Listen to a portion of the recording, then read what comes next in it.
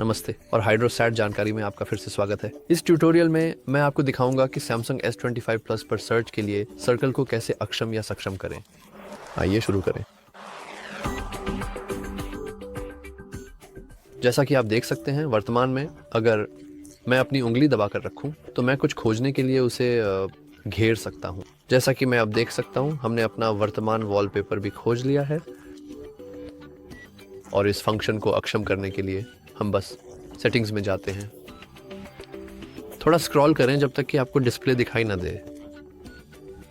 यहाँ आप नीचे स्क्रॉल करें जब तक कि आपको नेविगेशन बार दिखाई ना दे,